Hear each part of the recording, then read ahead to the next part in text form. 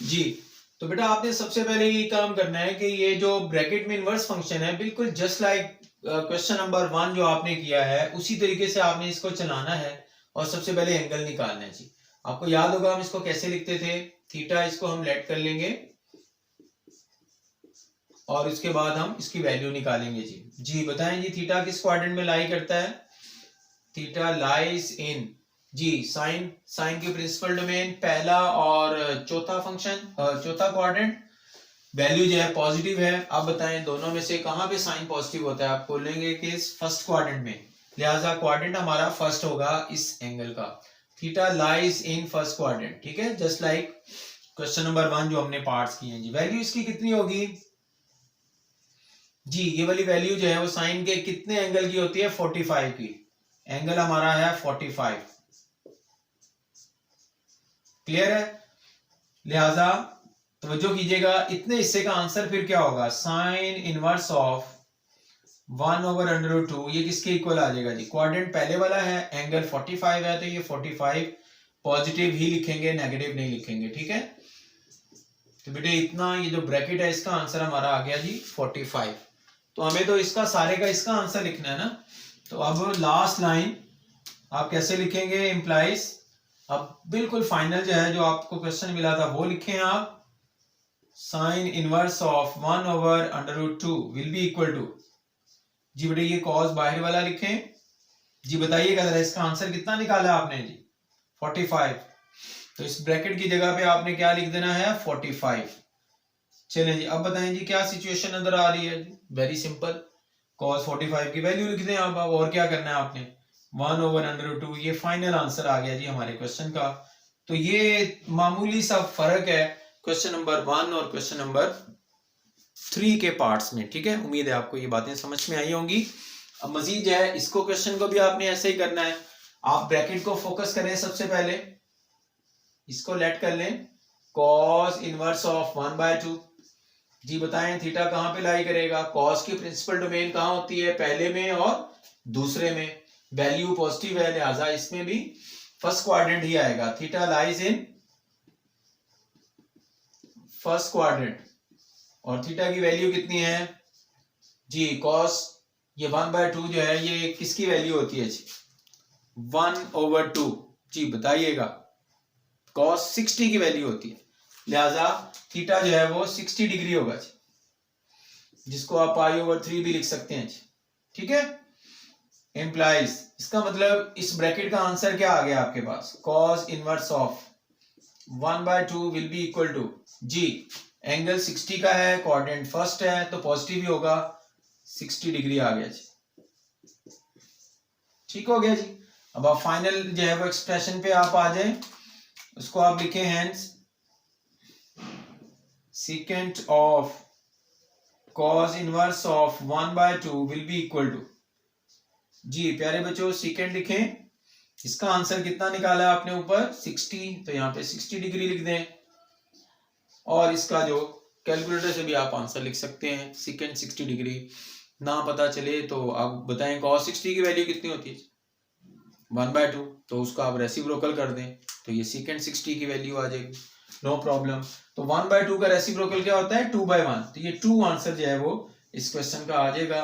तो ये आपने देखा कि there is no difference between question number 1 and question number 3, just like question number 1 ही सारे क्वेश्चन जो है वो चल रहे हैं। मजीद 2-3 क्वेश्चन हम करेंगे आगे क्वेश्चन नंबर 3 के।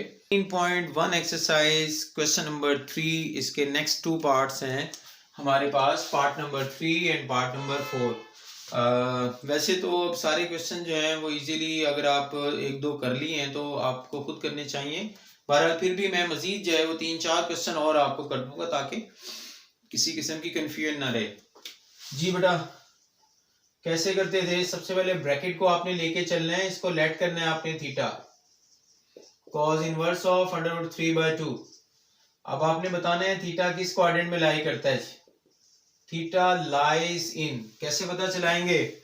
cos की प्रिंसिपल डोमेन कहां पे होती है? 0 से 180, पहला और दूसरा क्वाड्रेंट।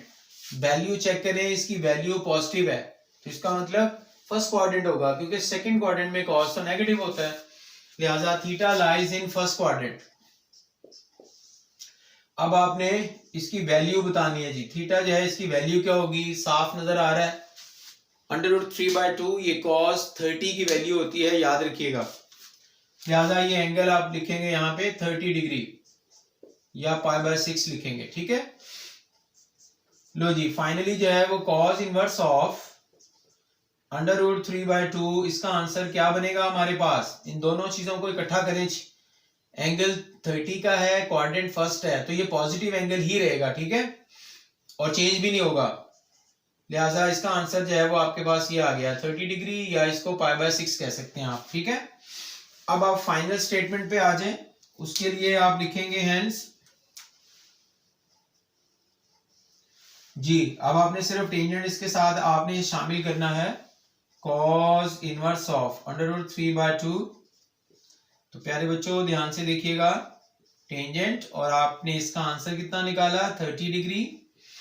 अब टेंजेंट 30 की वैल्यू जो भी है वो आप यहाँ पे आप प्लेस कर दें, 1/√3 होती है जी टेंजेंट 30 की वैल्यू, और ये हमारा फाइनल आंसर आ गया जी। चलते हैं अगले क्वेश्चन की तरफ। ब्रैकेट को लेट करें, let theta is equal to tangent inverse of -1,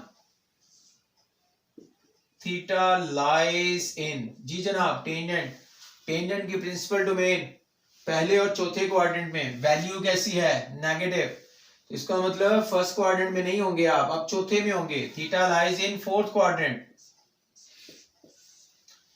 अब आपने थीटा की वैल्यू बतानी है जी। थीटा की वैल्यू क्या होगी जी, आप साइन को छोड़ दें, 1 लिखा हुआ है जी, बताएं जी। टेंजेंट 45 जो है 1 होता है, तो बेटा थीटा हमारा कितना आ गया जी 45 डिग्री। लिहाजा इस ब्रैकेट का आंसर हमारे पास क्या बना फिर, tangent inverse of -1 will be equal to, दोनों को इकट्ठा करें जरा, एंगल 45 का है, क्वाड्रेंट चौथे वाला है, तो बताएं 45 ही लिखेंगे, 45 ही लिखेंगे, या -45 लिखेंगे जी। बेटा क्वाड्रेंट है चौथे वाला, आपको मैंने बताया था, लुक एट दिस, 45 का एंगल चौथे में यूं बनेगा जी। स्टार्ट आपने यहीं से करना है, पॉजिटिव एक्स एक्सिस से, स्टैंडर्ड एंगल, तो जाहिर बात है आप क्लॉकवाइज जा रहे हैं तो आपको माइनस लिखना पड़ेगा जी, और तो कोई पॉसिबिलिटी नहीं है। लिहाजा आपका जो आंसर है इसका वो बना -45 डिग्री, या आप लिख सकते हैं -π/4। तो फाइनल आंसर हमारा फिर क्या बनेगा जी, फाइनल आंसर की तरफ आ रहा हूं, हेंस जी कोसिकेंट लिखा हुआ है, cosecant of tangent inverse of -1 will be equal to, आप लिखेंगे कोसिकेंट और आप ये लिखेंगे -45 डिग्री। जी प्यारे बच्चों, कुछ पुरानी बातें भी आपको पता होनी चाहिए। साइन या कोसिकेंट में एंगल नेगेटिव हो तो माइनस साइन फंक्शन से बाहर आ जाता है, लिहाजा आप इसको लिखेंगे -कोसिकेंट 45 डिग्री। जी अब बताएं ये किसका रेसिप्रोकल है, साइन का। साइन 45 की वैल्यू सोचें और उसका रेसिप्रोकल ले लें। साइन 45 होता है 1/√2, इसका रेसिप्रोकल ले तो आपके पास आंसर आ जाएगा √2। सो माइनस ये बाहर वाला वैसे ही रहेगा, और इसका आंसर आपके पास आ गया √2। तो ये हमारे क्वेश्चन का फाइनल आंसर है। उम्मीद है आपको। अस्सलाम वालेकुम बच्चों, कैसे हैं आप। क्वेश्चन नंबर 3 13.1 एक्सरसाइज के आखिरी 2 में क्वेश्चन करने लगा हूँ। बाकी जो मैंने छोड़ दिए हैं वो आप बिलीव टू मी आप बड़ी आसानी से खुद ही कर सकते हैं अगर आपने पहले पार्ट्स अच्छे तरीके से समझ लिए हैं तो आखिरी 2 पार्ट जो है इसकी तरफ हम जा रहे हैं जी। सबसे पहले ये आपको पता है टेंजेंट को छोड़कर ये ब्रैकेट साइन इनवर्स वाला हिस्सा जो है इसको आपने लेट करना होता है, इसको थीटा लेट कर लें। पहले हम इसका आंसर निकालेंगे, -1/2 लिखा हुआ है जी। अब आपको बताना है थीटा किस क्वाड्रेंट में लाई करता है। Theta lies in G, sine का फंक्शन, साइन की प्रिंसिपल डोमेन पहले और चौथे में होती है। वैल्यू चूंकि नेगेटिव है तो हम चौथे में जाएंगे, पहले में नहीं जाएंगे। तो theta lies in fourth quadrant. अब आपने वैल्यू भी बतानी है कि थीटा इसकी वैल्यू क्या है। तो बेटे ये 1/2 लिखा हुआ है, याद रखिएगा साइन 30 की वैल्यू 1/2 होती है। सो इट मींस थीटा जो है वो 30 डिग्री होगा। लिहाजा ये जो इनवर्स वाला हिस्सा है इसका आंसर हमारे पास आ गया sine inverse of -1/2 is equal to, जी प्यारे बच्चों को एंगल 30 है, क्वाड्रेंट जो है वो चौथे वाला है, तो इसको माइनस में लिखना पड़ेगा जी आपको, -30 डिग्री -π/6, ठीक है। चौथे में आप जाएंगे तो एंगल जो है वो नेगेटिव हो जाएगा क्लॉकवाइज। तो इतने हिस्से का आंसर हमारा निकला है। फाइनल आंसर की तरफ हम जा रहे हैं जी। उसके लिए हम क्या लिखेंगे, हेंस कुछ भी नहीं है, जो आंसर आया है उसके साथ टेंजेंट अटैच कर दें बस। Sine inverse of -1/2 will be equal to, जी बेटा टेंजेंट मैंने ये वाला लिखा, इसका आंसर अभी आपने निकाला है फाइनल -30।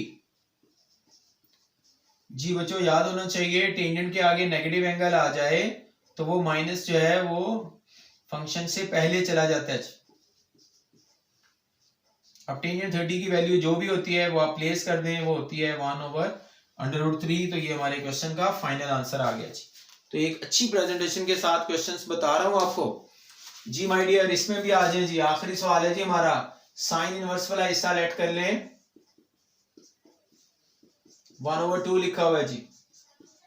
जी बच्चों theta lies in sine principal domain पहला और चौथा कोऑर्डिनेट वैल्यू पॉजिटिव, तो साइन पॉजिटिव पहले में होता है चौथे में नहीं होता, लिहाजा theta lies in second coordinate. जी बच्चों इसके बाद आपने बताना है इसकी वैल्यू। जी साइन 30 की वैल्यू 1/2 होती है, लिहाजा एंगल 30 डिग्री का होगा जी। लो मेरे प्यारे बच्चों इतने हिस्से का आंसर हमने निकाल लिया। आप लिखेंगे sine inverse of 1/2 will be equal to angle 30 का क्वाड्रेंट पहला, तो 30 पॉजिटिव ही रहेगा जी। ठीक है जी, इनवर्स वाला हिस्सा इसका आंसर आ चुका है। अब इसके साथ सिर्फ आपने एक दफा फिर साइन अप्लाई करना है जी। आप लिखेंगे hence sine of sine inverse of 1/2 will be equal to, जी प्यारे बच्चों इसका आंसर आपने कितना निकाला है 30 डिग्री, तो साइन 30 की वैल्यू फिर से 1/2 आ जाएगी। ये हमारा फाइनल आंसर हो गया।